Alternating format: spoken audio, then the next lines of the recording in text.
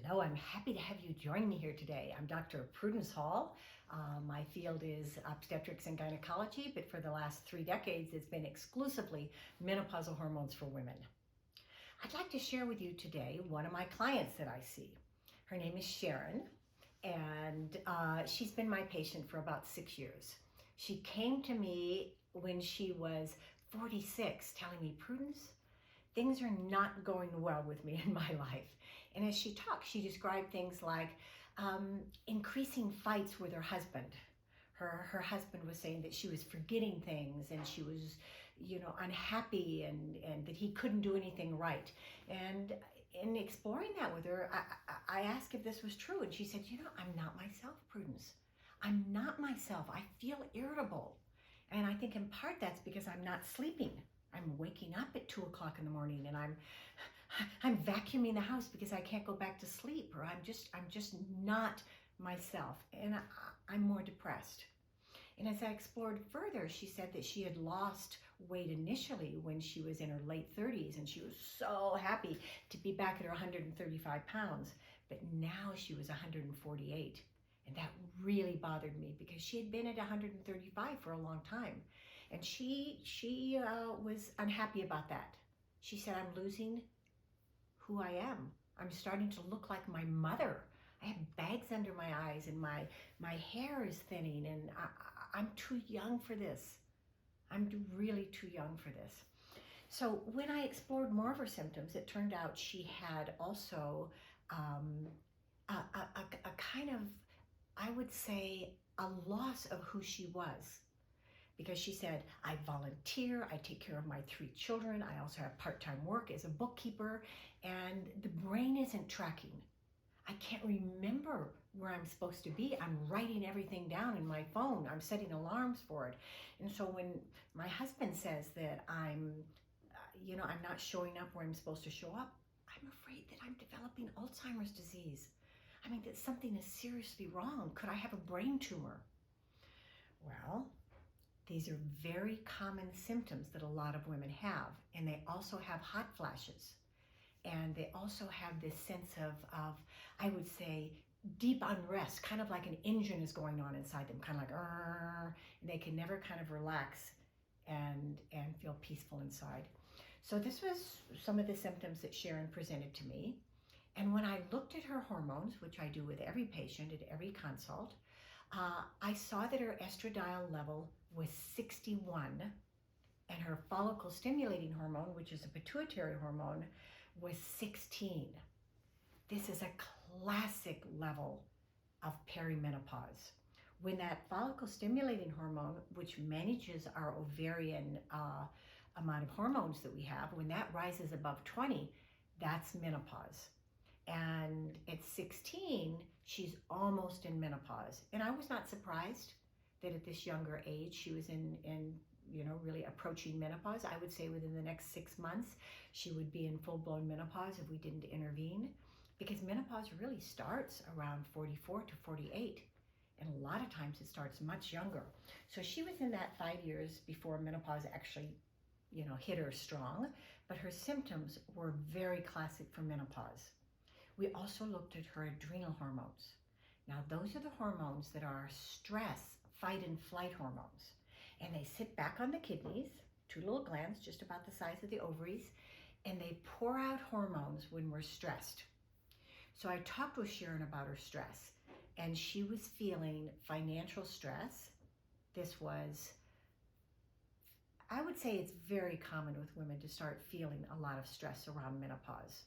And she said that the stress came from her husband, who was starting to criticize her a lot, and from financial stress. And also, one of her children was diagnosed with ADHD. And this was very difficult for her because the other children were fine, but this third child was just not doing well. And I know, having 3 children myself, that when a child is not doing well, it really affects us as mothers and as parents. She said also that her mother was needing her a lot because her mother, even though her mother was only 75, was starting to have problems and needing help going back and forth between the doctor and her. Her parents had been divorced when she was young. And when I explored the stress that happened to her when she was young, it turned out that there was quite a bit of trauma in her past. Her parents had been fighting. Her father drank. The mother was, I would say, urgently trying to keep the kids separated from that. But nevertheless, they heard the screaming and the crying and the breaking of glass and things at night.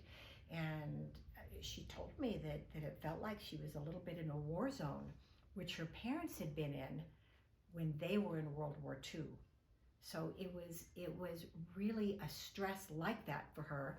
And she said when her husband yells at her, it causes her to kind of feel frightened and scared, and would bring up that past history of hearing her parents yell. So it's very important when I talk with women to see, where are you now in terms of your physical body? Where are you emotionally? Where's your stress? What's bothering you? Where is your energy being pulled to? And also, what is your connection to yourself, to your higher source, to your spirituality? And when I investigated Sharron's connection to source, she said, "Oh, Prudence, I used to do yoga and I used to meditate, but now the brain won't calm down. It just won't stop. It's like I have ADHD. I think I have ADHD," she told me. She said, "because I sit down to meditate, even for 5 minutes, and my brain is going here and going there." And this is really very classic of the menopausal brain, that it can't settle down and can't relax.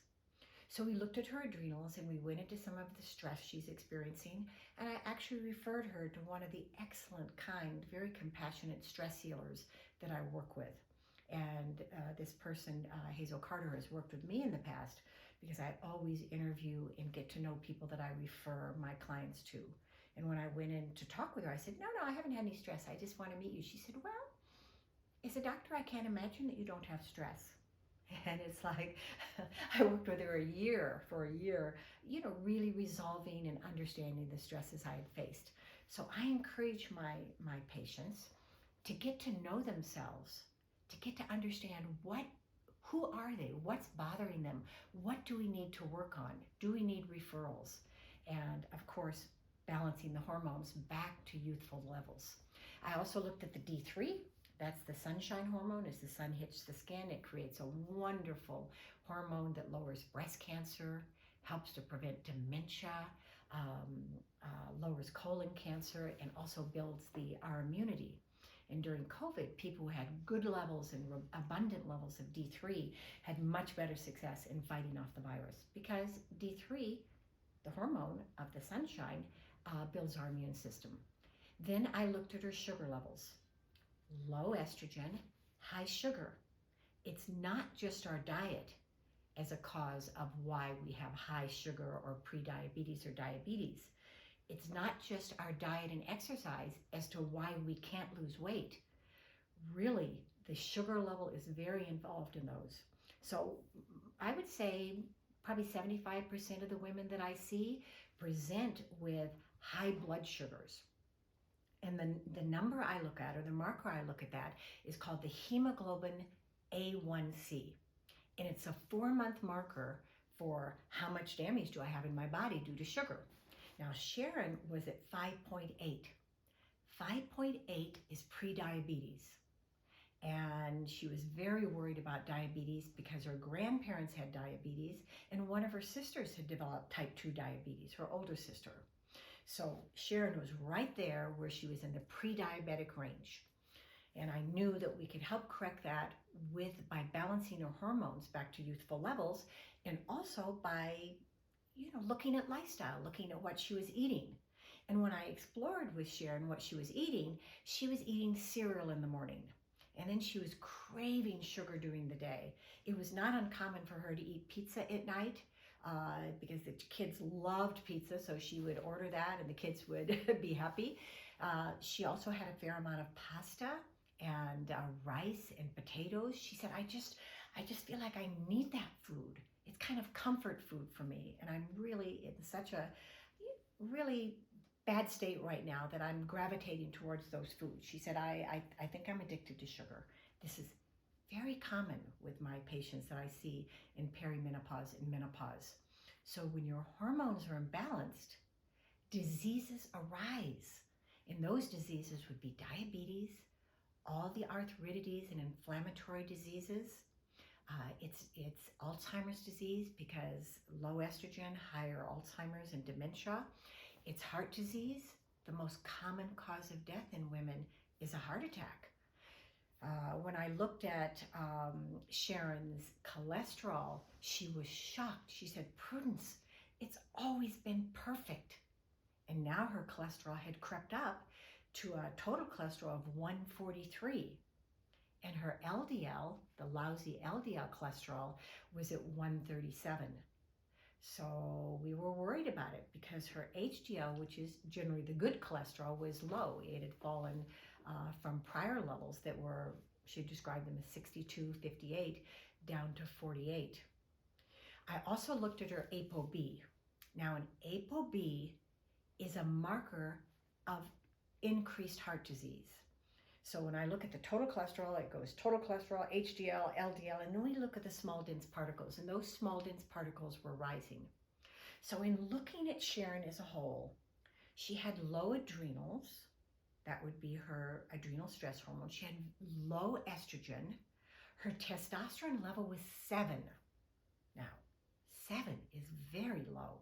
No wonder she didn't want to make love with her husband. No wonder she felt more afraid and that these memories of her childhood were coming back in a fearful way, because testosterone builds our bones. It gives us confidence.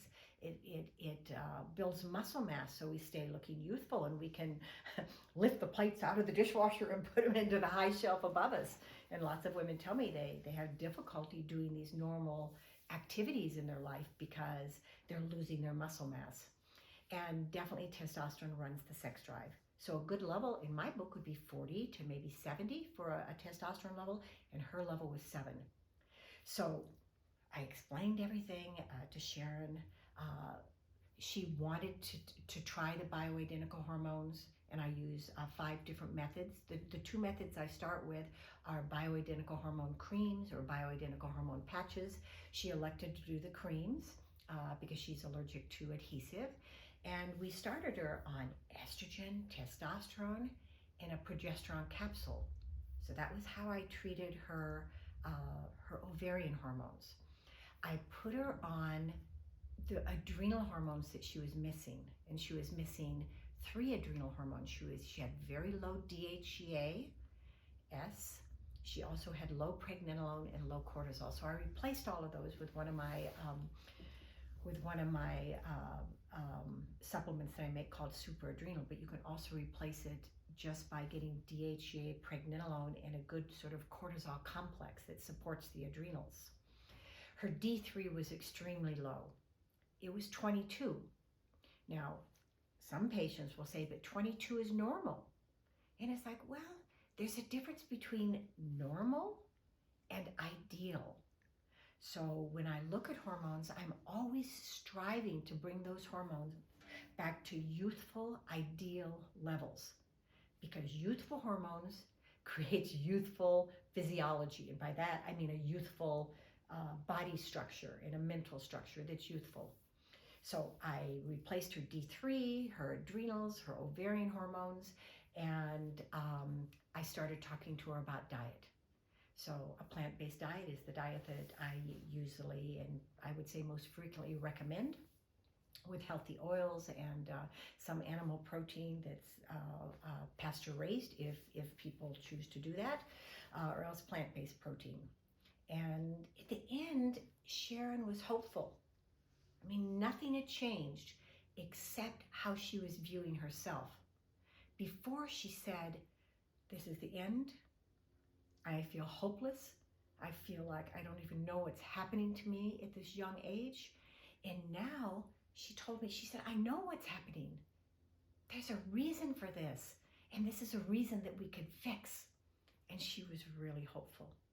And at this stage, having treated 30 to probably more like 40,000 women over the last almost 4 decades, I can really promise that you're not going to be the same person once we treat you on all kinds of levels, on the physical, the emotional, and the spiritual level. You're not going to be the same person. Now, when I saw Sharron 2 months later, she already told me that her sex drive was better. She said, I'm not sure that my husband wants to make love with me yet because I'm still a little testy, but I feel so much better. I'm not yelling at my kids and I'm not so afraid. I feel much more calm. Had she lost weight? Not yet, she hadn't lost weight, but she was feeling that her muscles were firmer and her sleep was deeper. The hot flashes that she had were almost gone. Her mind was clearer. She said, yeah, I'm still taking notes. I'm still doing that. But Prudence, I noticed a definite difference. I'm not the same as I was 2 months ago. Okay, I changed all of her hormones and started, in the beginning, I go very low and then I start to raise the levels. So when I saw her again in 3 months, the story was different. Prudence, I've lost 8 pounds. I'm not craving sugar as much. I mean, look at my hair. It's starting to actually grow back. I was starting to get this, this thin kind of haggard look. And indeed, she looked much happier, much more rested. The lines in her face were disappearing because I think she was getting a good night's sleep. How's the diet, Sharron? How's the eating plan? Prudence, it's much easier. And I'm exercising. She's going to Pilates now. And I personally love Pilates. And I was very happy with that. She wasn't feeling so exhausted after exercise because that had stopped her really from exercising before. And her muscles, she was showing me that she was getting some muscles back. And how many hours are you sleeping? 8.5 hours. She would awaken once to urinate, but it wasn't the incessant night sweats and the incessant wakening. So I was happy with her, her recovery, I would say. I adjusted her hormones again. And when I saw her 6 months after that, she was a different person. She was back to 135 pounds. She was actually laughing. I hadn't heard her laugh before. She was laughing. She was telling about the vacation they were going on, about how her relationship with her husband had really helped. She did the trauma work with Hazel and felt that she had put a closure on that past trauma. So she wasn't as nervous and as frightened. And of course, hormones cause a deep tranquility in the body and also in the heart. So her cholesterol had gone down. Her sugar level was at 5.3. Now that is a huge difference from 5.7 because she was 5.8, 5.7, 5.8, 5.9. That's pre-diabetes. 6 and above is diabetes. And she was now 5.3.